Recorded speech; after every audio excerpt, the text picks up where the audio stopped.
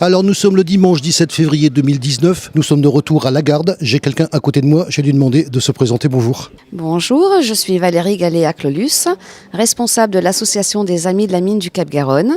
Et aujourd'hui, nous organisons notre 35e salon, salle Gérard Philipe à Lagarde. C'est un peu la surprise, nous on venait pour un salon des coquillages. On fait d'une pierre deux coups parce que en fait on est venu sur le premier mais on ignorait totalement qu'il y avait le second. Oui, en fin de compte, c'est vrai qu'au départ, nous étions donc salle Gérard Philipe depuis 35 ans et l'association des coquillages nous a eu demandé d'organiser leur salon en même temps que le nôtre de manière à drainer un large public.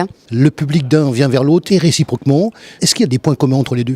En fin de compte, oui, mais surtout au niveau fossile, puisque certains passionnés de fossiles, en fin de compte, migrent directement au niveau des coquillages et inversement. Ce salon donc, qui existe déjà depuis pas mal de temps, comment c'est né? Alors en fin de compte, l'association des Amis de Cap-Garonne est en partenariat avec le musée de la mine de Cap-Garonne qui se trouve au Pradé. Et si vous me permettez, j'ai déjà entendu parler de ça, j'ai vu des choses justement. Alors ça c'est intéressant parce que je me lève le matin, j'ignore totalement que vous êtes là et je découvre des choses. Alors vous pensez c'est un ravissement, parce que là on a des éclaircissements. Continuez. Le musée de la mine du Cap-Garonne a été ouvert au public en 1994 et a été créé dans une partie des véritables galeries de la mine.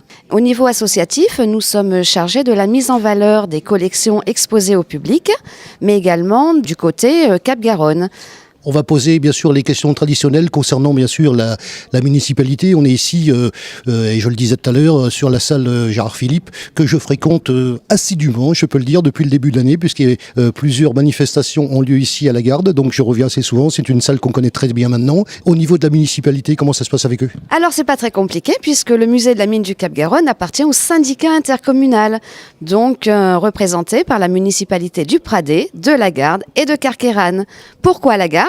Parce qu'en fin de compte, le Pradé, à l'époque, était un quartier de Lagarde. Oui, on apprend des choses en plus, c'est bien. La manifestation, on va bien sûr en parler. Qu'est-ce qu'on trouve chez vous, malgré que j'ai déjà fait ce type de salon? Alors bien sûr, il y a toujours des nuances. Qu'est-ce qu'on trouve chez vous? Alors donc, en dehors de la présentation donc, des différentes espèces de Cap-Garonne, nous représentons la minéralogie française. Il y a pas mal d'exposants donc régionaux, alpins, etc.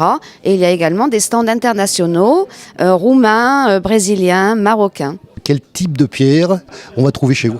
Alors évidemment, la pradétite déjà pour le Pradé, la capgaronite, donc ce sont des espèces types.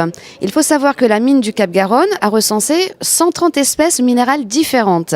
Et sur ces 130 espèces différentes, il y a 14 espèces qui ont été trouvées pour la première fois au monde à Cap-Garonne. Et parmi les exposants qui viennent ici, combien d'exposants il y a d'ailleurs? Une vingtaine d'exposants venus de France et d'Europe. Est-ce que vous allez ailleurs, dans d'autres salons?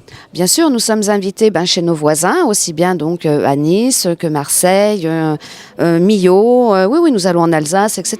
Oui, nous bougeons. La convivialité entre vous, vous connaissez? Alors là, oui, effectivement, nous nous connaissons depuis une trentaine d'années, donc il n'y a pas de souci. Oui, nous sommes vraiment des amis. Le plaisir de se retrouver. Exactement, la convivialité, l'échange, c'est vraiment notre règle. Au niveau du public, quel type de public vient voir un salon comme celui-là? Et je précise parce que justement, c'est des salons où d'abord on vient voir parce que je pense que l'aspect visuel, j'en parlais il y a quelques instants, l'aspect visuel, l'aspect de la présentation, c'est-à-dire la manière dont vous présentez ce type d'objet qui est quand même pas rien, et donc la présentation générale, et puis peut-être également un côté, parce qu'il n'y a pas quelque chose avec les écoles, vous faites rien là-dessus? Il y a tout un côté pédagogique. Malheureusement pour nous, ça tombe en pleine vacances scolaires. Là, c'est vrai que faire venir les écoles dans ces conditions, c'est un petit peu difficile. Mais néanmoins, les écoles dialoguent, viennent se rendent régulièrement au musée de la mine, etc.